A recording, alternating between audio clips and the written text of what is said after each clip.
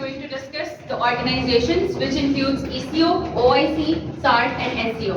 इसके अलावा और भी ऑर्गेनाइजेशंस हैं, आसियान है, कुछ डेवलपमेंट बैंक्स हैं, ADB है, यूरोपियन यूनियंस हैं, उसके अलावा फाटक है, कुछ ऐसी ऑर्गेनाइजेशंस हैं वो हम स्टेप बाय स्टेप करेंगे जो बहुत कॉमन है और मोस्ट प्रोबेबली क्वेश्चंस जिनके आते हैं पेपर में, तो वो उससे रिलेटेड हम आज थोड़ा सा इनका जो है ओवरव्यू करेंगे।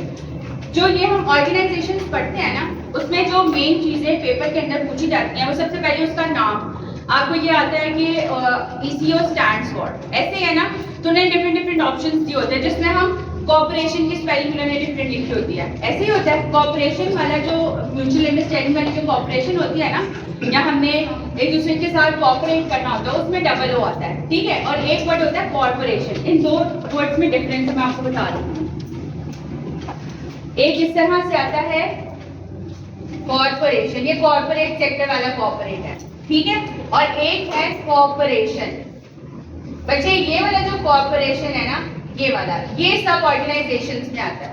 ये ऑर्गेनाइजेशन है, ये भी ऑर्गेनाइजेशन, ठीक है। ये वाला जो कॉर्पोरेशन है, CS, ठीक हो गया। सबसे पहले आपने क्या करना है, इनके जो नेम्स हैं ये क्या स्टैंड करते हैं। ECO stand for what, OIC stand for what, SARC stand for what and SCO stand for what, ठीक है। सबसे पहले आपने इसका नेम, उसके बाद आपने इसकी करनी होती है एस्टैब्लिशमेंट, कि ये कब एस्टैब्लिश हुई, इसके पीछे हिस्ट्री क्या है। हिस्ट्री आपको पता होनी चाहिए, लेकिन पेपर में ये पूछा जाता है कि आपको ये ऑर्गेनाइजेशन कब बनी, 85 में, 69 में कब बनी, तो वो डेट आपको पता होनी चाहिए। उसके बाद आपके कोई भी ऑर्गेनाइजेशन पढ़ने के लिए ना, आपको एक काम ये करना होता है कि आपको पता होना चाहिए कि ये ऑर्गेनाइजेशन की बनने का ऑब्जेक्टिव क्या है, ये किस लिए बनी है, क्यों बनी है, ठीक है। इसके पीछे हम ये इसके अंडर हम क्या काम करते हैं, इसको मतलब ECO है तो बस हम ये समझते हैं ECO है बस, ठीक है ECO।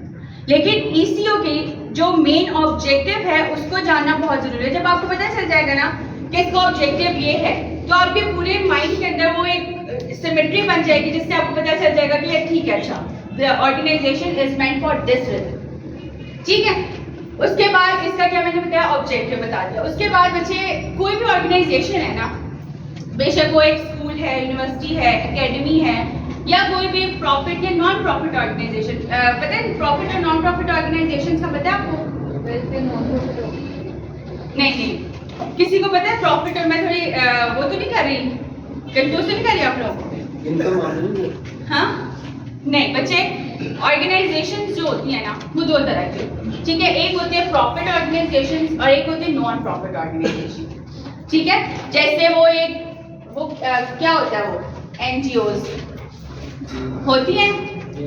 और कौन सी ऑर्गेनाइजेशन है, कौन सी?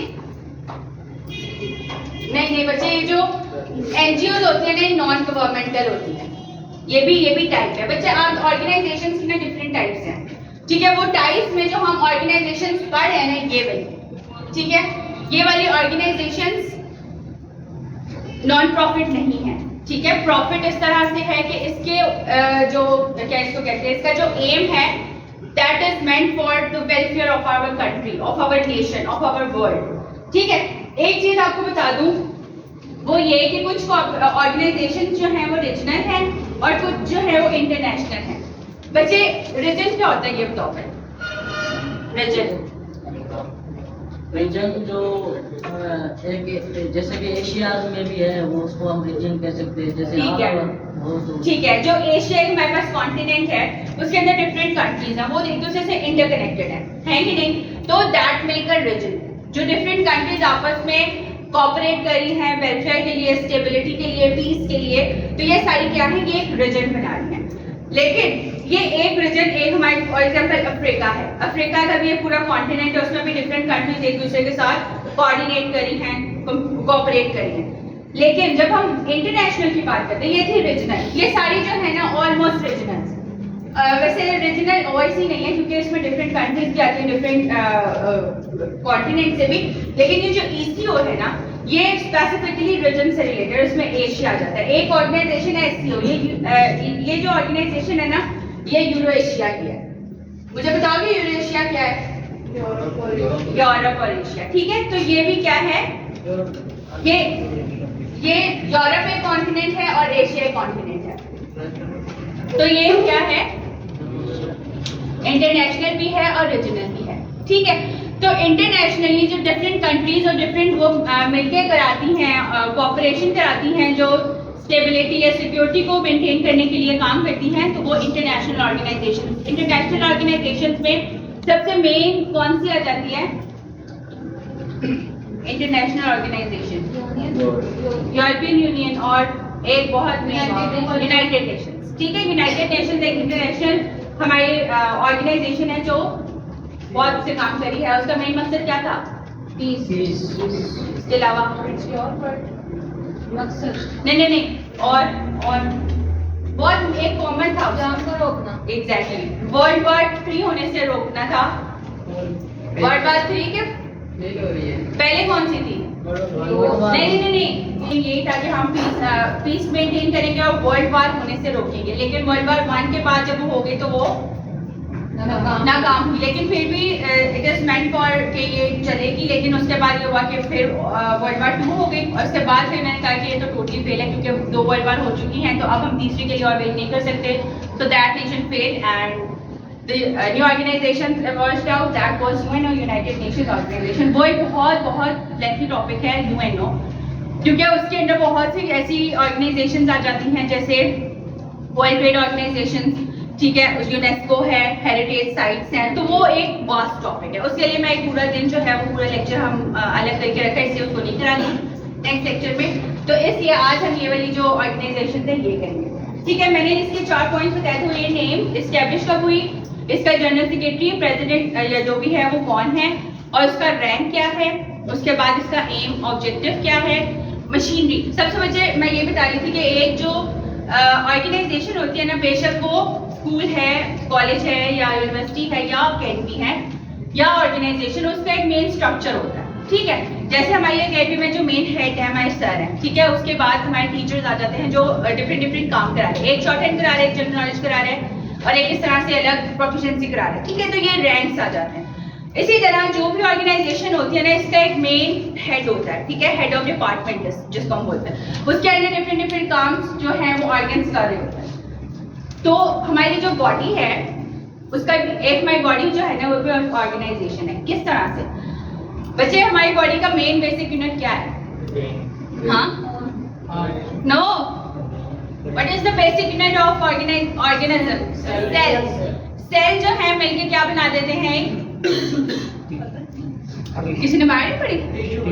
टिश्यू बनाते हैं। उसके बाद ऑर्गन्स बनते हैं। डिफरेंट टिश्यूज कंबाइन करते हैं और क्या बनाते हैं? एक ऑर्गन बनाते हैं। ऑर्गन कंबाइन करके ऑर्गन सिस्टम बनते हैं। ऑर्गन सिस्टम जो मेटाबॉलिक के लिए हमारे काम करते हैं, सॉरी मेटाबॉलिक मैंने गलत वर्ड यूज किया, सिंक्रोनाइजेशन में जब काम करते हैं डिफरेंट ऑर्गन्स, तो वो एक ऑर्गेनिज्म बनाते हैं, ठीक है। तो सेम इसी तरह एक ऑर्गेनाइजेशन को काम करने के लिए डिफरेंट बेसिक यूनिट उसका लाजमी है। उसके बाद उसके कोऑर्डिनेटिंग यूनिट साथ मिलके एक पूरी ऑर्गेनाइजेशन बनाएंगे। Got that? स्पीड अप तो नहीं हूँ जो लग रहा है मैं स्पीड से पढ़ा है नहीं। जो नए बच्चे हैं ना वो शायद लग रहा होगा कि बहुत तेज हो रहा है, स्लो लेके चल लेते हैं, कोई मसला नहीं। अच्छा जी, अब हम स्टार्ट करते हैं। अच्छा, इसकी मशीनरी हो गई, क्या हो गया? कितने मेंबर्स हैं? आप पूछा जाता है ना पेपर में कि कितने मेंबर्स हैं इस ऑर्गेनाइजेशन के। बच्चे जो नए हैं अपने पेपर्स दिए, जनरल नॉलेज के पेपर्स दिए जो शॉर्ट हैंड के होते हैं? नहीं, कब लिए पेपर? नहीं, मैं पूछ रही हूँ, वो पता ही नहीं है क्या होते भी हैं। हाँ, बच्चे मैं बता देती हूँ, एक मिनट रुक जाओ। मैं तो अभी पहली बार पढ़ रहा हूँ। Regional cooperation development. बच्चे पहले इसका नाम ये था, इसलिए इसके साथ RCD यूज होता है। ये अगर आए ना ECO, ECO also stands for RCD। ये नहीं है कि ECO का जो मतलब है वही नाम इनका जो है वो इंटरचेंजेबल है। पहले इसका जो जब डेवलप हुई थी ना, इसकी ईयर भी बता देती, लेकिन पहले इसका नाम करो, ठीक है, हिस्ट्री बताती, उसके बाद फिर हम इसको आगे करेंगे। उसके बाद बच्चे इसका ECO नाम भी है जिसको हम बोलते हैं इकोनॉमिक कोऑपरेशन ऑर्गेनाइजेशन, ठीक है जी, ये इसका नाम है। अब हम हम कर लेते हैं इसका ईयर, ये कब डेवलप हुई थी बच्चे? जब इसका नाम आरसीडी थे ना, आरसीडी, तब ये थी 1964, ठीक है बच्चे। तब जब इसका जो है वो एम, बल्कि मैं बता देती हूँ, जब इसका आरसीडी बनी थी ना, रीजनल कोऑपरेशन ऑर्गेनाइजेशन, इसके सिर्फ 3 मेंबर्स थे। कौन कौन से? Anyone knows? आपने इसको निमोनिक से याद रखना है।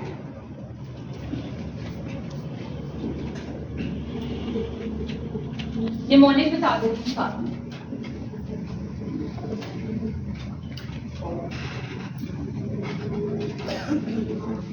पीटीआई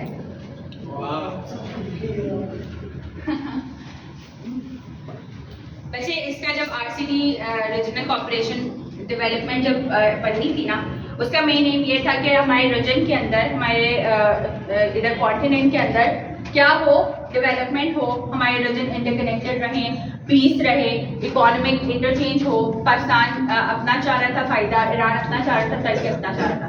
तो ये 3 मेंबर्स थे जब आरसीडी डेवलप हुई थी 1964 में, ठीक है। 1964 के बाद ये जो काम नहीं कर सकी, इतना इसका आगे हुआ नहीं, क्योंकि आप देख सकते हो ये सबसे पुरानी ऑर्गेनाइजेशन है ECO।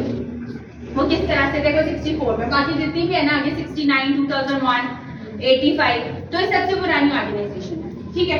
तो सबसे पहले ऑर्गेनाइजेशन का इतना कॉन्सेप्ट भी नहीं था। कॉन्सेप्ट उसके बाद आया UNO के बाद 45 में। उसके बाद फिर जब ऑर्गेनाइजेशन बनने लगी तो वो पूरी वर्ल्ड के साथ थी, इंटरनेशनल थी। लेकिन जब रीजनल की बात आई ना, तो इतना काम नहीं कर पा रहे थे ये लोग, तो इसकी वजह से ये डिसॉल्व हो गई ऑर्गेनाइजेशन। फिर ये दोबारा बनी जी, था ये पीटीआई का निमोनिक है। ये आपने वहाँ पे नहीं बताना कि पीटीआई, ये ओनली स्टैंड फॉर निमोनिक्स। आपको निमोनिक्स के तौर पे इसको याद रखना है। उसके बाद जब ये फेल हो गई ना, डिसॉल्व हो गई, 1979 में डिसॉल्व हो गई। 1979 में जब ये डिसॉल्व हो गई, तो उसके बाद जब इसको दोबारा से मर्ज किया गया तो ये बनी 1985 में। तब इसका नाम रखा गया ECO, इकोनॉमिक कोऑपरेशन ऑर्गेनाइजेशन, 1985 में, ठीक है।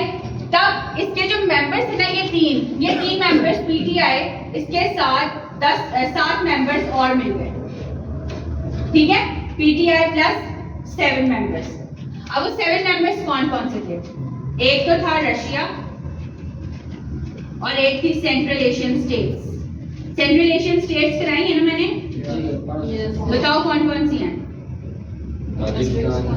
ताजिकिस्तान, अज़रबैजान,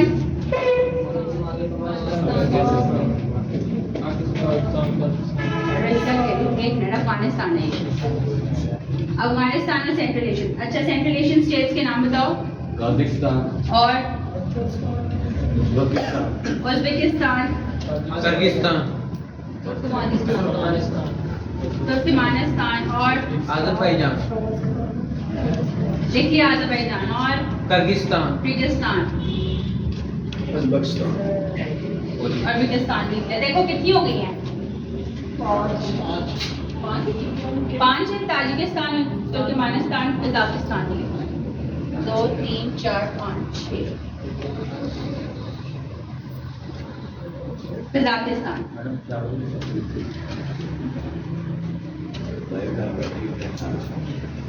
ठीक है जी। ये सेंट्रल एशियन स्टेट्स थी, Tajikistan, Azerbaijan, Uzbekistan, Turkmenistan, Kyrgyzstan और कजाकिस्तान।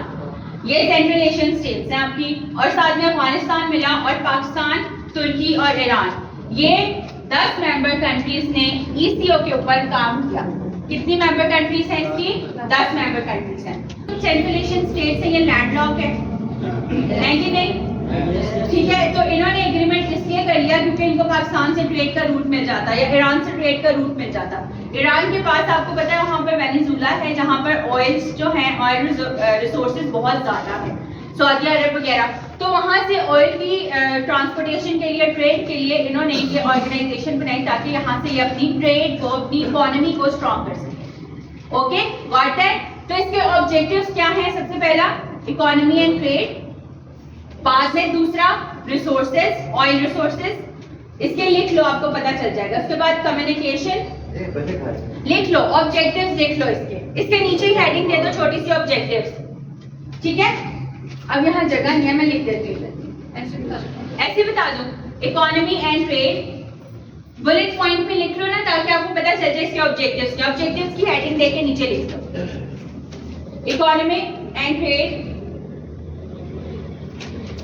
ऑयल रिसोर्सेज या ऑयल रिजर्व्स, उसके बाद बायलेटरल टाइज का पता है क्या होती है?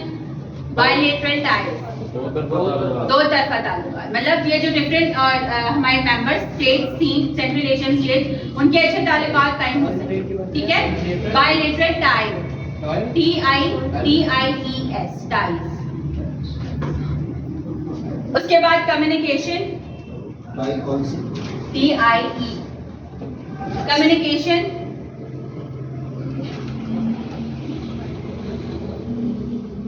इंफ्रास्ट्रक्चर डेवलपमेंट, इंफ्रास्ट्रक्चर डेवलपमेंट का पता है ना? इंफ्रास्ट्रक्चर क्या होते हैं? क्या इंफ्रास्ट्रक्चर क्या होता है? सड़कें और रेल रोड्स नहीं बच्चे, जो हमारी ट्रांसपोर्टेशन, कम्युनिकेशन और इनोवेशन के लिए जरूरी होते हैं, जो कि रेल रोड्स हैं, ये हमारी एयरलाइंस हैं, मोटरवेज हैं, हाईवेज हैं, रेलवे ट्रैक्स हैं, ये सब क्या आ जाता है? इंफ्रास्ट्रक्चर। क्या होता है ये? इंफ्रास्ट्रक्चर। क्या मेट्रो बस इंफ्रास्ट्रक्चर है? Yes. Metro bus route, green line route, orange line train, ये सब आपके इंफ्रास्ट्रक्चर के अंदर आ रहे हैं। हाँ ऑब्वियसली, ठीक है। The way it's a sort of transportation and also covers that road, route जो है वो रूट इसका क्या है? रोड, तो इसकी वजह से उसको भी इंफ्रास्ट्रक्चर में ऐड करना है। उसके बाद जी एक्सप्लोरेशन ऑफ नेचुरल रिसोर्सेज। आपको पता है पाकिस्तान में सबसे ज्यादा कॉपर पाया जाता है, गोल्ड पाया जाता है, ठीक है। तो ये नेचुरल रिसोर्सेज पाकिस्तान के अंदर क्या है? बहुत ज्यादा एक्सेसिव है, ठीक है। तो इसके एक्सप्लोरेशन का भी ये मकसद ECO बनाने का ये था कि हम नेचुरल रिसोर्सेज एक्सप्लोर करें, तेहरान से भी, ईरान से भी, टर्की से भी, तो उसके ऊपर हम फिर काम करेंगे। लिख लें एक्सप्लोरेशन ऑफ नेचुरल रिसोर्सेज। सबसे इसका जो मेन काम था ना वो ये था, इसका मोटो, वो लिख लो मोटो क्या था। मोटो पता क्या होता है? यस। क्या मकसद? Sustainable development, economic development.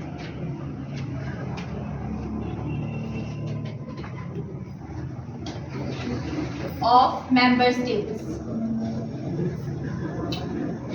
ये इसका मोटो है। मतलब मेंबर स्टेट्स जितनी भी है ना 10, इन्होंने इसको क्या करना है? सस्टेनेबल इकोनॉमिक डेवलपमेंट देनी। सस्टेनेबल वो होती है जो बच्चे क्या होती है? सस्टेन, तरक्की याफ्ता, मतलब जो टाइम बाय टाइम तरक्की करे, सस्टेन करे, रहे, खत्म ना हो जाए। ये ना हो कि एक साल उसने तरक्की किया तो अगले साल वो बिल्कुल ही जीरो, ऐसा नहीं होता। तरक्की याफ्ता के लिए एक आपका ग्राफ होता है जो आपको स्टडी रखना होता है। वो अप एंड डाउन हो सकता है, ऐसा नहीं हो सकता कि अप जाए और फिर जीरो आ जाए। आप रह के उसको अप डाउन, हल्का सा डाउन होता है। ये वाला ग्राफ पढ़ा है ना, ये वाला।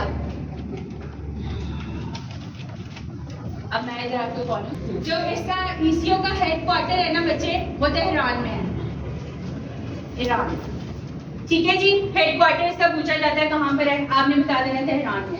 उसके बाद बच्चे ये मैंने कुछ बता दी थी इसकी ऑब्जेक्टिव्स, उसमें कुछ अगर ऐड करना चाह रहे हो या बल्कि ऐसे करिए जो इसके पिक्चर है ना ग्रुप में शेयर करा दूंगी, ठीक है। इसके अंदर आप देख लेना, यहाँ पे ना सारे मैंने ऑब्जेक्टिव्स लिखे हैं इधर, ठीक है। आपने अगर कुछ अपने पेपर में करने में, अब ये नहीं है कि मैंने पिक्चर भेज देनी है तो आपने करना नहीं है, अब लिखना है सब, ठीक है। इसकी मैं पिक्चर भेज दूंगी, ये यहाँ पर सारे इसके वो लिखे हुए हैं ऑब्जेक्टिव्स, ठीक है, वो भी देख लेना। वैसे आपके अपने नोट्स के अंदर भी 5-6 लिखे होने चाहिए। मैंने ये नोट्स अभी चेक करने, किसी ने नाम लाया ना उसके हाथ में डंडे पड़ेंगे। आया नहीं है? अच्छा बच्चे, इसकी अब मशीनरी बताओ, मैं कराऊं कि आप खुद करोगे? क्या किसी ने नहीं करी? देखा मैं इसके, मैं ये असाइनमेंट देने लगी थी, आपने इसको सर्च करना है कहाँ पर, गूगल पर सर्च करना है और कहीं इधर उधर नहीं जाना है, सिर्फ विकिपीडिया खोलना है। सिर्फ विकिपीडिया खोलना है, इधर उधर की सोर्सेज गए ना तो वो खराब हो जाता है काम। एक मिनट रुको। हाथ धोगे। क्यों बच्चे क्यों? ये पेपर जो है ये मतलब एंड लाइफ नहीं है। इट्स योर क्या इसको कहेंगे हम, एक्सपीरियंस करो बच्चे, इससे सीखो, इससे कुछ लेसन रखो इसके लिए, मतलब लेसन बनाओ उसको अपने लिए। इस तरह तो बहुत आप नर्वस हो जाओगे, हाथ कांपेंगे और कर नहीं पाओगे तो फिर बहुत गलत हो जाएगा। हाँ, कुछ बच्चे भी होश भी हो जाते हैं। हॉस्पिटल पहुंच जाए। तो बच्चे कॉन्फिडेंस रियली मैटर्स। कोई मसला नहीं है, पेपर होता है नहीं होता कोई बात नहीं बच्चे, और बहुत मौके आएंगे, आपको करना है, आप कर सकते हो, you have to do this. ठीक है, तो इसके बाद हम कॉन्फिडेंस के ऊपर भी अपना काम करेंगे। अच्छा, हमने बच्चे जो गूगल के ऊपर लिखना है ऑर्गेनाइजेशंस नहीं लिखनी, जो भी ऑर्गेनाइजेशन फॉर एग्जांपल हमारी ECO है। एक मिनट बच्चे, आप यहाँ देखोगे, यहाँ पर विकिपीडिया वाला जो हमारा ये ऊपर URL आ रहा है ना विकिपीडिया का, आपने सिर्फ इसको खोलना है। इसके अंदर आपको ईच एंड एवरी डिटेल मिल जाएगी, इसका जितने भी वो आ रहे हैं मैं आपको करा रही हूँ, वो एक अलग चीज है। लेकिन जो आपने सेल्फ स्टडी करनी है, सेल्फ स्टडी करके जो पॉइंट्स नोट करने हैं, नेक्स्ट सेक्शन में मैंने वो देखते हैं। मुझे आपके पेपर के ऊपर जो आपके सेल्फ स्टडी के हुए पॉइंट्स होंगे वो देखने। अब ये नहीं करना है कि उसने काम किया तो मैं देख के लिख दूँ, तुम्हें कह रही हूँ। ठीक है, एक मिनट, नेट यहाँ नहीं आ रहा है, मैं आपको वो दिखाना चाह रही थी कि इसका पूरा एक ऑर्गेनाइजेशन का स्ट्रक्चर मैंने उसकी रिप्रेजेंटेशन ग्राफ पे की हुई है। ठीक है, तो वो ग्राफ आप अगर बना लोगे आपके लिए बहुत इजी हो जाएगा, आपको पता चल जाएगा। इसके अंदर एक हमारे SEO के अंदर ऑर्गेनाइजेशन में आ जाता है रैट्स, और लास्ट मैंने एक पेपर दिया था उसमें रैट से रिलेटेड क्वेश्चन आया हुआ था। वो पूछते हैं कि ये क्या है, रैट्स ये ऑर्गेनाइजेशन का हिस्सा ही है। ठीक है, ये एंटी टेररिज्म इसका स्ट्रक्चर है SEO का, ये मैं बाद में बताती हूँ। अच्छा बच्चे, ये देख रहे हो, आपने एक काम करना है, इसके मैप बनाने हैं। ये मैप नजर आ रहा है, ये मैप नजर आ रहा है ग्रे वाला। ठीक है, ये मैप आपने बनाना है, ये रिप्रेजेंट करेगा कि कौन कौन सी कंट्रीज इसमें कवर हो रही हैं। पाकिस्तान, तुर्की, ईरान, ये आपने रीजन देख लेना, वहां पे भी मैप में बना होगा। उसके बाद जो सेंट्रल एशियन स्टेट्स हैं, ये मैंने पूरा टॉपिक आपको अलग से कराया था, याद है ना? कोई बात नहीं, जो नए बच्चे उनको दोबारा से करा देंगे, कोई इशू वाली बात नहीं। और अफगानिस्तान, बच्चे ये पूरा मैप बनेगा। देखो ये ब्लू एरिया जितना भी है ना, ब्लू एरिया ये सारा ECO का है। ठीक है, तो ये मैप के अंदर आपने ये बनाना है। लास्ट में दो काम है, एक मशीनरी, ठीक है, मशीनरी आप इसके अंदर देख सकते हो, मैं आपको दिखाती हूँ। ये देख लो, इसके अंदर सब चीजें आ जाएंगी, इतना कुछ उन्होंने कवर किया होता है। देखो ये स्ट्रक्चर, इसके अंदर council of ministers, council of permanent representatives, ये सारा जो है ये इसकी मशीनरी है। ठीक है, मशीनरी या स्ट्रक्चर आप कह दो। तो दो काम है, आपने एक इसका मशीनरी या स्ट्रक्चर करना है, ये मैंने नेक्स्ट लेक्चर में देखना है बच्चे। It's compulsory for everyone of you to write it down and note it on your copy. Okay boys, next machinery structure. एक और चीज मैंने क्या बताई, मैप्स। मैप्स में बहुत बनवाती हूँ, आपने मैप्स लाजमी बनाने। ठीक है, समझ आई? लिख ले। अब इसकी मशीनरी और स्ट्रक्चर आपने वहां से देख के मैंने नेक्स्ट लेक्चर में चेक करना है आपका। ओके, इसका जो ECO का प्रेसिडेंट है, किसी को पता है? Everyone, anyone? क्यों? मैंने कराया भी था बच्चे। इसका जो प्रेसिडेंट है, प्रेसिडेंट नहीं जनरल सेक्रेटरी बोलते हैं हम इसको, खुसरव नोजरी।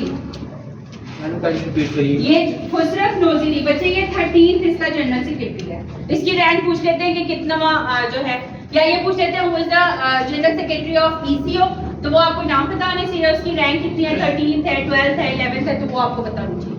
ठीक है, 13th इज द रैंक, और खुसरव नोजरी इसका जनरल सेक्रेटरी है।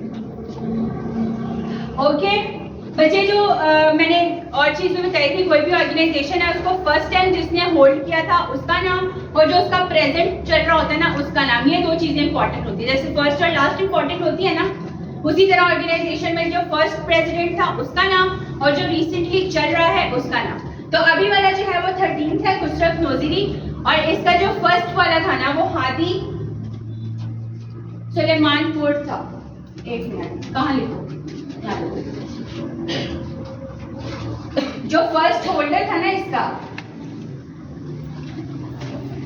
हादी सुलेमानपुर, ये बच्चे इसका फर्स्ट प्रेसिडेंट था जिसने ये कहा था कि ईरान के अंदर इस्लामिक रेवोल्यूशन आया, तो उसके पर हमें काम करना चाहिए जो कि हमारी इकोनॉमी को अच्छी कर सकता है, जो कि हमारे पीस को मेंटेन कर सकता है, जो हमारी सस्टेनेबल डेवलपमेंट कर सकता है। तो उसने ये रिकमेंड किया था, फिर उसी को जनरल सेक्रेटरी फर्स्ट प्रेसिडेंट माना गया, उसके ऊपर फिर इसका काम हुआ। 64 में ओवरव्यू दे देती हूँ। 1964 में एक ऑर्गेनाइजेशन बनती है पाकिस्तान, टर्की और ईरान के म्यूचुअल अंडरस्टैंडिंग से, जिसको हम बोलते हैं इकोनॉमिक कोऑपरेशन डेवलपमेंट। ये इसके ऊपर पहले इतना काम नहीं होता, लेकिन ईरान के अंदर रेवोल्यूशन आता है, इस्लाम उसके अंदर आ जाता है, डिफरेंट रिलीजन्स वहाँ पर क्या किए जाते हैं, आपको पता है ना ईरान में डिफरेंट रिलीजन्स भी हैं। डिफरेंट रिलीजन्स जिस धर्म में हो उसको क्या कहते हैं? नहीं बच्चे, सेक्युलरिज्म दूसरी चीज है। हाँ क्या नाम? ऊंचा बोले नहीं, नेशनलिज्म के अलावा बच्चे रिलीजन्स की बात हो रही है, थियोक्रेसी बोलते हैं उसको, ठीक है, जहाँ पर डिफरेंट रिलीजन्स एक्सपीरियंस किए जा रहे होते हैं जिस कॉन्टिनेंट के अंदर, उसको थियोक्रेसी बोलते हैं। ये स्पेलिंग है, ठीक है जी।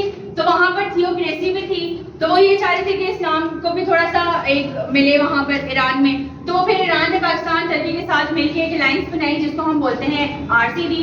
जब ये डिसॉल्व हो गई 1979 में, फिर इनको डिफरेंट और मेंबर्स थे जिन्होंने ज्वाइन किया, जो कि सेंट्रल एशियन स्टेट्स थी और अफगानिस्तान थे। फिर 85 में ये दोबारा बनी ECO के नाम से, जिसको हम बोलते हैं इकोनॉमिक कोऑपरेशन ऑर्गेनाइजेशन। इसके मेंबर स्टेट्स आपको पता होने चाहिए, 10 मेंबर स्टेट्स हैं। इसका हेडक्वार्टर ईरान में है। इसका मोटो जो है सस्टेनेबल इकोनॉमिक डेवलपमेंट है, और इसके जो जनरल सेक्रेटरी हैं वो खुसरो नौजरी हैं, जो कि 13 जनरल सेक्रेटरी अभी इनकम्बेंट यहाँ पर काम कर रहे हैं। Okay, got that? Any question? Okay, अब आ जाते हैं हम OIC पर। What does OIC stands for?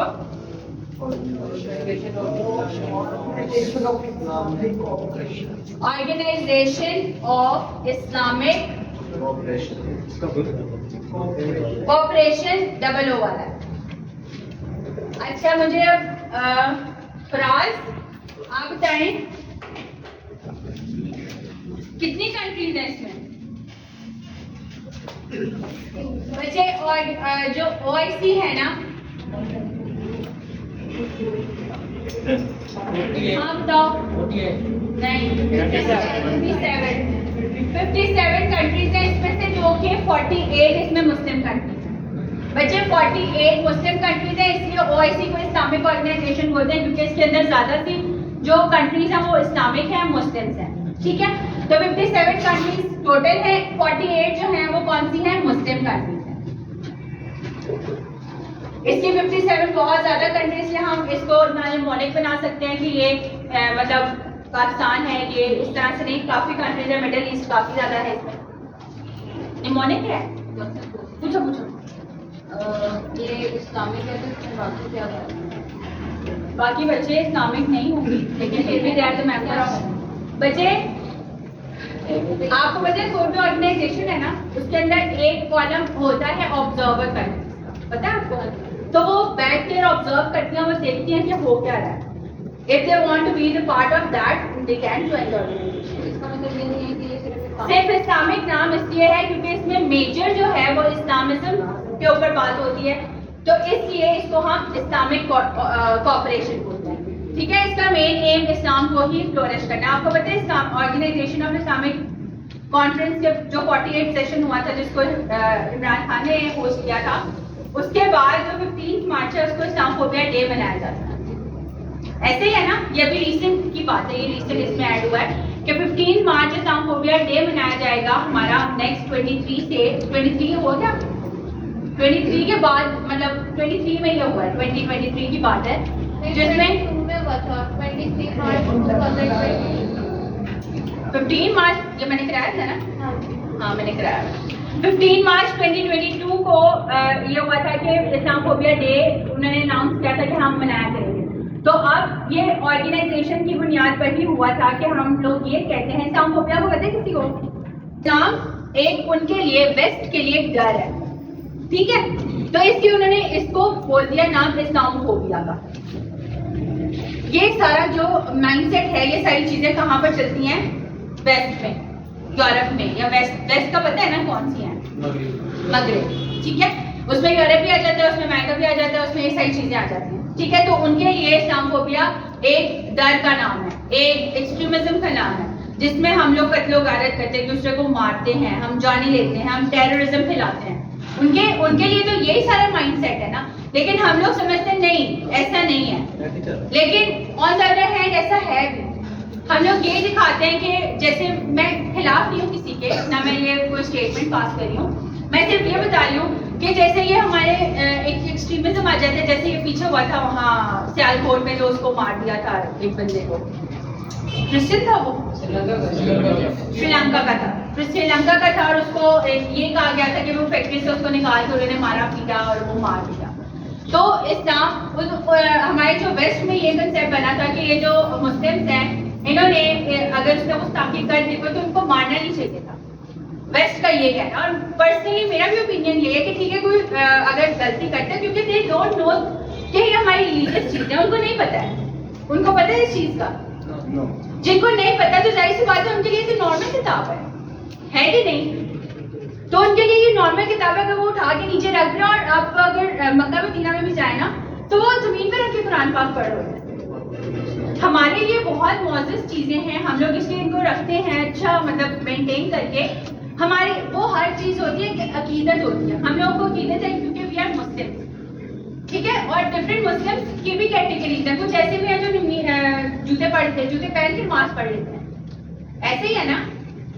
आप वहां जाओ ना, मैं जब पीछे हज पे गई थी तो उसमें था जो ड्यूटी कर रहे होते थे ना वहां पर फोर्सेस में, वो बस भागे भागे आते थे, जूते पहने होते थे, वो नमाज नहीं देते थे क्या। हाँ वही बहुत बहुत बहुत कम करते हैं, बहुत रील करते हैं। इस्लाम में भी मना आप जबरदस्ती नहीं कर सकते हैं।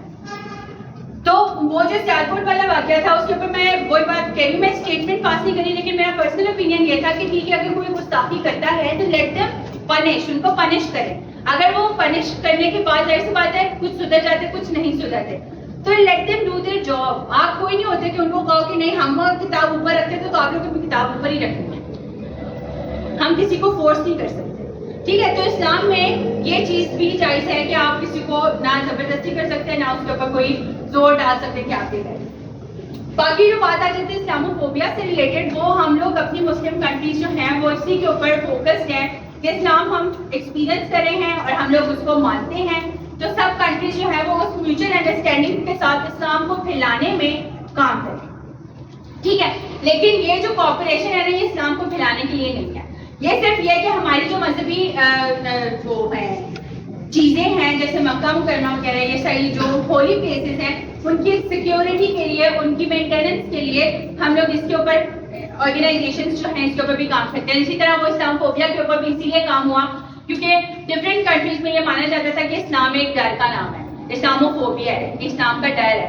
एक्सट्रीमिज्म, एक इस्लाम जो है वो एक्सट्रीमिज्म रिलीजन है, ठीक है, एक्सट्रीमिस्ट रिलीजन है। तो इसके ऊपर काम किया इस ऑर्गेनाइजेशन ने, जिसके ऊपर हमें वो 15 जो थी मार्च की डेट थी वो उन्होंने अनाउंस की, ठीक है जी बच्चे। इसकी जो एक बात बता देती हूँ, इसकी हिस्ट्री ये थी, पहले देख रहे थे 69, इसकी डेट जो है 1969, ठीक है। 1969 में ये बनी थी ऑर्गेनाइजेशन OIC। अब बच्चे क्या होता है 1969 के अंदर, सॉरी 1969 जो उसकी डेट है ना, मैं बताती हूँ इसकी हिस्ट्री ये है बच्चे। 1969 में ये होता है, सॉरी 67 में, 2 साल पहले ये होता है कि कुछ ज्यूज जो होता है ना, यहूदी जो है वो मस्जिद अक्सा पर अटैक करते हैं और उसका जो वो गुंबद होता है वो गिरा देते हैं, ठीक है। तो मुस्लिम कंट्रीज जो है उनकी बड़ी शिद्दत महसूस होती है कि हमारे होली प्लेसेस जो हैं वो तहफ़्फ़ुज़ में नहीं है, महफूज नहीं है, तो हमें इसके ऊपर काम करना चाहिए, ठीक है। तो उसके बाद फिर 69 के अंदर जद्दा के अंदर, सॉरी रबात के अंदर एक मीटिंग होती है 67 में, 1967 में, ये हिस्ट्री बता रही हूँ इसकी। रबात जो है वो मोरक्को में है, पता है ना। 67 में एक मीटिंग होती है जिसके अंदर ये कहा जाता है कि हम अपनी होली प्लेसेस को सिक्योर करने के लिए एक ऑर्गेनाइजेशन बनाएंगे जिसका नाम होगा OIC, ठीक है। बल्कि OI कॉन्फ्रेंस था पहले, ऑर्गेनाइजेशन ऑफ इस्लामिक कॉन्फ्रेंस, ठीक है। पहले इसका नाम था, अभी भी यही है, पहले क्या था। कॉम्प्लिकेट नहीं करो, फिर आप लोग जब पेपर में MCQ आएगा ना वो कॉन्फ्रेंस भी लिख सकते हैं। लेकिन अब जो इसका ऑफिशियल नेम है ना वो कॉर्पोरेशन, ठीक है। पहले इसका नाम कॉन्फ्रेंस था, पहले कॉन्फ्रेंस होती है ऑर्गेनाइजेशन ऑफ इस्लामिक कॉन्फ्रेंस। 67 में रबात मोरक्को के अंदर एक मीटिंग होती है जिसमें ये डिसाइड किया जाता है कि हम अपनी कंट्री को ठीक अपने मतलब इस्लाम को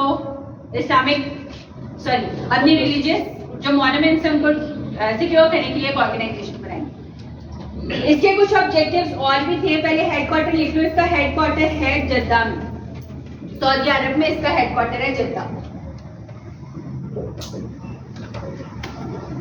सॉरी,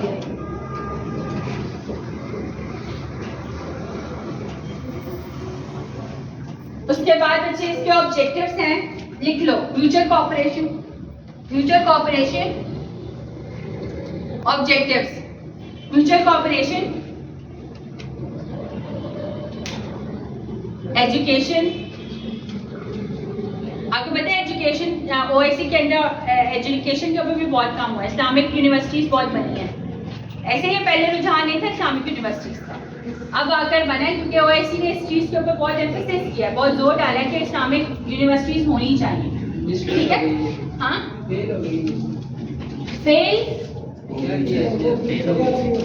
फेल बच्चे फेल नहीं होती, कोई फ्लॉज होते हैं कि ऑर्गेनाइजेशन ने कुछ अच्छे काम भी किए होते हैं लेकिन उसकी वजह से कुछ बैड इम्पैक्ट मेन जिस लोगों की वजह से वो तो नहीं ना इससे किया, उस पर इम्प्लीमेंट नहीं किए, ब्लॉक कर दे बच्चे वो आप पैलेस्टीन की वजह से कह रहे होंगे जी। बेसिकली तो ऑब्वियस की बात। लेकिन मैं आपको बताऊं, नो डाउट फलस्तीन के जो ऊपर अभी सब वार है और ये उनके ऊपर मुश्किल वक्त है, वो मैं समझती हूँ, ठीक है। उनका एक रीजनल एक बहुत ज्यादा एक ह्यूमैनिटेरियन क्राइसिस है जिसके ऊपर ये क्या उसको कहते हैं, इंसानों के ऊपर बहुत ज्यादा शदीद किस्म का जुल्म हो सकता है जो हम मुंह से बयान नहीं कर सकते हैं, ठीक है। बहुत शदीद किस्म का है।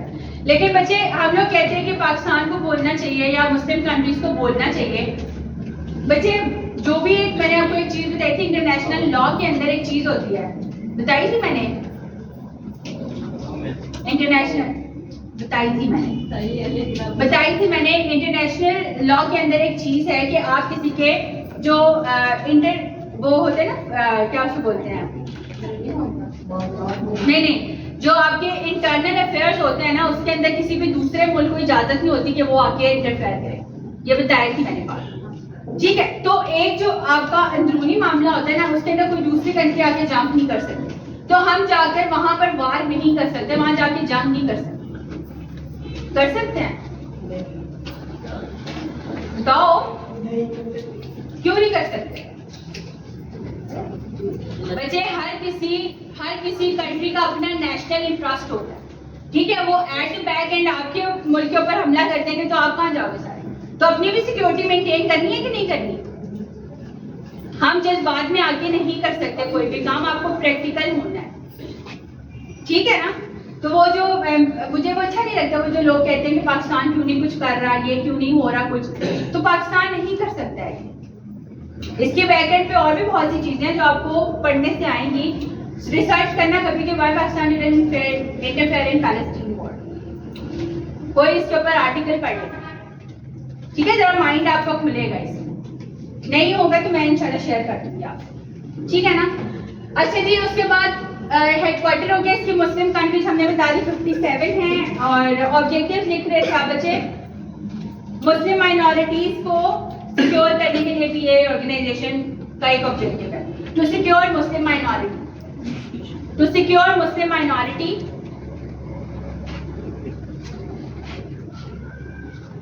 इसके अलावा एक और इसका ऑब्जेक्टिव है, वो ये कि यूएनओ के साथ मिलकर यूएनओ के साथ मिलकर मुस्लिम्स को सपोर्ट किया जाए, यूएनओ प्लस मुस्लिम सपोर्ट, ये भी एक इसका ऑब्जेक्टिव है।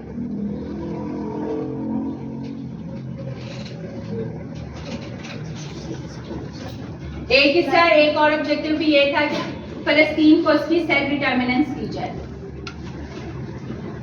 जो कि नहीं हुआ। ठीक है, सेल्फ डिटर्मिनेंस ऑफ फलस्तीन। अच्छा जी, इसकी जो टोटल पॉपुलेशन है ना, इसमें 1.9 बिलियन पॉपुलेशन है इसकी। मतलब इसमें इतनी ज्यादा कंट्रीज है, जाहिर सी बात है, तो हर कंट्री की अपनी पॉपुलेशन है। 1.9 है, वो 2015 की रिपोर्ट है, बच्चे 2023 आ गया है कि नहीं? हाँ जी, 1.9 बिलियन।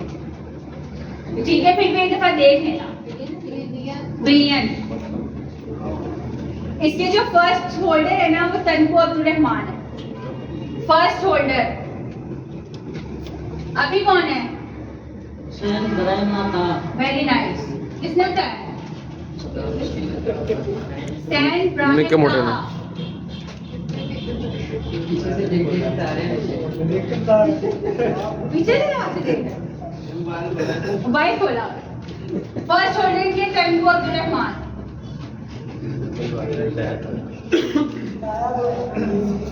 चलो भाई, ओके, सब चीजें कवर हो गई हैं। इसके 20 ऑब्जेक्टिव्स हैं, वो लिख लेना बच्चे। ये उसके ऑब्जेक्टिव मैं पिक्चर शेयर करूंगी तो देख लेना, ठीक है जी। ये जो करंट बच्चे बताया तो है, हुसैन इब्राहिम ताहा, ये लिखा है, और ये 12th है, ये 12th है, हुसैन इब्राहिम ताहा। बच्चे लास्ट में मैंने स्टार्ट कराई थी, किसी ने लिखी? Thank you.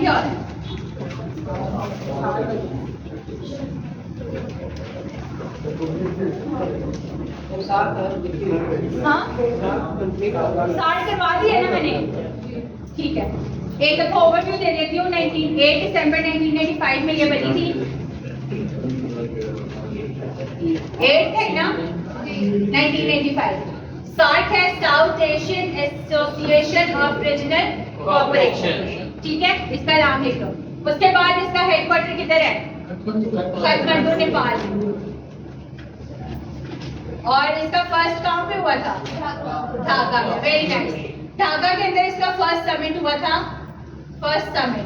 उसके बाद एक और चीज बताई थी मैंने, 8 मेंबर्स हैं, उसका निमोनिक क्या है? MBBS pen. चलो भैया मुझे बताओ,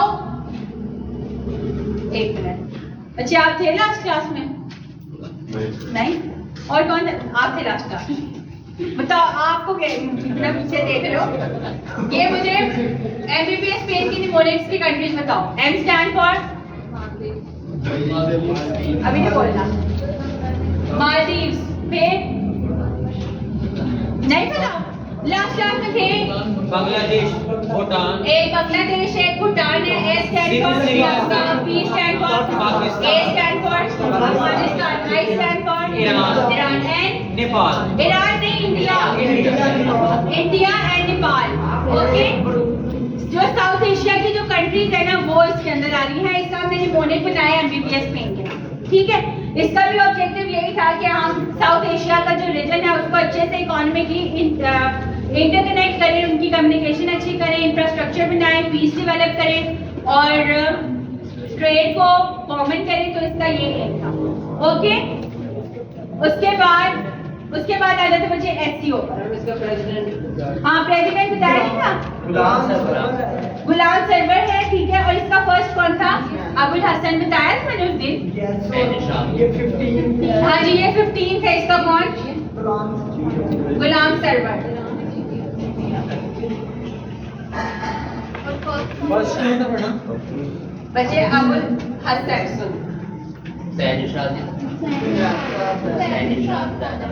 हसन, अबुल हसन था बच्चे। सैनिशाद उसका वो होगा डिप्टी। ये 15 है, ठीक है जी। अच्छा जी, अब आ जाते हैं हम SCO पर। Anybody knows the SCO?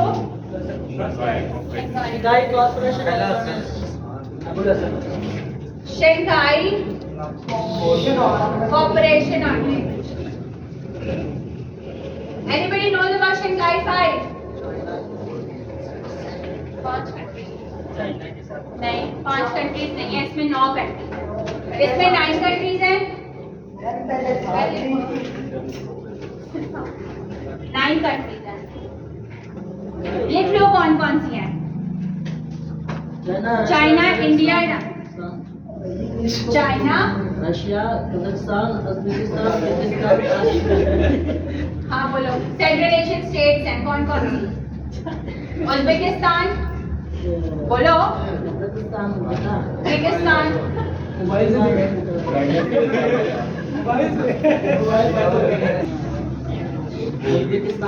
Uzbekistan, Kyrgyzstan, Tajikistan,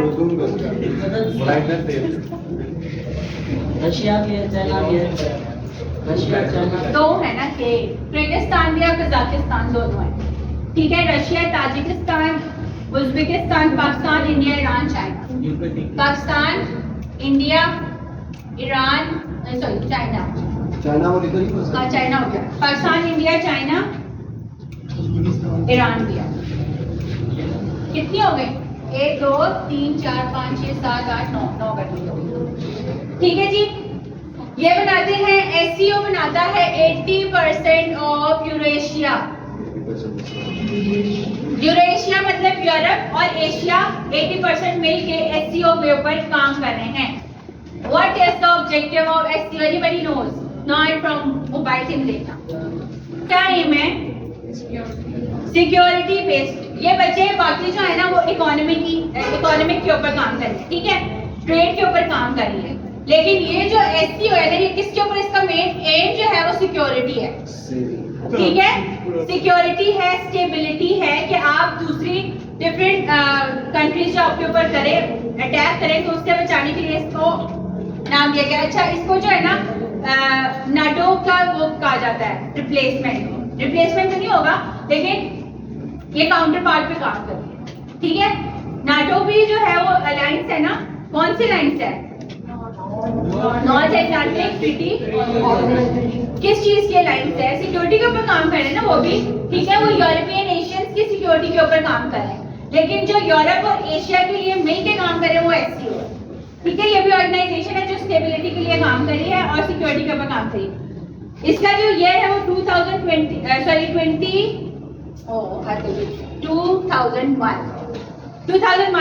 ये। इसका जो headquarter, anybody knows headquarter? China में, जी बिल्कुल, बीजिंग चाइना के अंदर इसका हेडक्वार्टर है। ओके, अच्छा बच्चे, इसकी मशीनरी जो है ना वो बहुत इंपॉर्टेंट है। आपने सब ऑर्गेनाइजेशन सब स्ट्रक्चर करके लाना है और इसके अंदर जो भी कंट्रीज आते हैं उसका मैप बना के लाना है, ठीक है। अब मुझे दिखाओ कितना लिखा है सबने। साथ में स्टेबिलिटी के ऊपर काम कर रहे हैं। अच्छा जी, एक और चीज इसके अंदर, इसके जो जनरल सेक्रेटरी है ना, इसकी डेट लिखी है, ये 15 जून है, 15 जून 2021। अच्छा 2001। अच्छा, इसकी एक और चीज मैं आपको बड़ी इंपॉर्टेंट बताने लगी थी, वो बाद में बताती हूँ। पहले इसका जनरल सेक्रेटरी लिख लो, ज़ैंग मिंग। ये इसका जनरल सेक्रेटरी है, ज़ैंग मिंग। हाँ जी, MHIN, ठीक है, ज़ैंग मिंग। ये चाइना से बिलोंग करते हैं, चाइना के डिप्लोमेट हैं। अच्छा बच्चे, इसका हेडक्वार्टर हो गया, 80% इसकी हो गई, ठीक है। और नाम जरा दोबारा बताइए। Zhang Ming.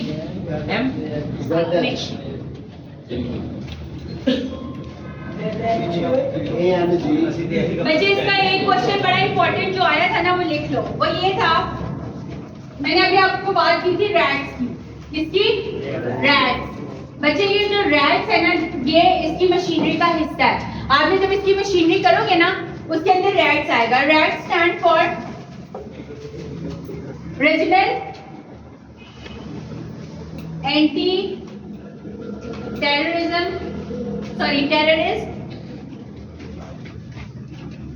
स्ट्रक्चर, ठीक है बच्चे। ये जो रैट्स का जो प्रेसिडेंट है ना, ये अलग है, सॉरी प्रेसिडेंट या जनरल सेक्रेटरी कह लो, वो अलग है, जिसका नाम है ताशकन,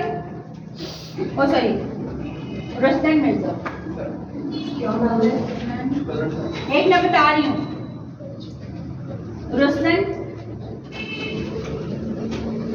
मिर्जा।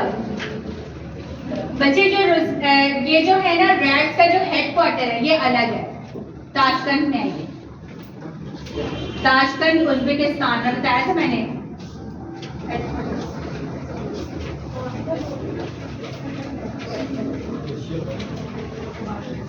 ताशकंद में इसका हेडक्वार्टर है ये वाला। नाम बता दीजिएगा। मैं बता रही, general secretary Ruslan Mirza. Ruslan RUSLAN Ruslan Mirza. ये जो इसका अलग से है ना, ये भी आपने जब मशीनरी पढ़ोगे उसमें वो आपको बताएंगे कि रैट्स है क्या भी। ठीक है, वैसे तो इसके नाम से पता चल रहा है रीजनल एंटी टेररिस्ट स्ट्रक्चर, मतलब टेररिज्म के ऊपर काम करने के लिए, उसको रीजन को टेररिज्म से बचाने के लिए ये वाली जो एजेंसी काम करे। एजेंसी तो नहीं कहेंगे, ये उस ऑर्गेनाइजेशन का हिस्सा ही है जो स्पेसिफाई करते उन्होंने टेररिज्म को कम्बैट करने के लिए। ओके, इसका जो हेडक्वार्टर है वो ताशकंद उज्बेकिस्तान में और रुस्लान मिर्जा इसके प्रेसिडेंट। ठीक है, बाकी ये सारी चीजें हो गई इसकी। अब आपने दो काम कौन कौन से करने हैं? मशीनरी बनानी है इसकी और मैप बनाना। ठीक है, मैंने नेक्स्ट लेक्चर में आपका चेक करना है हर बच्चे का, जिसने नहीं तो लिखा उसका भी चेक करना है। ठीक है, ओके डन।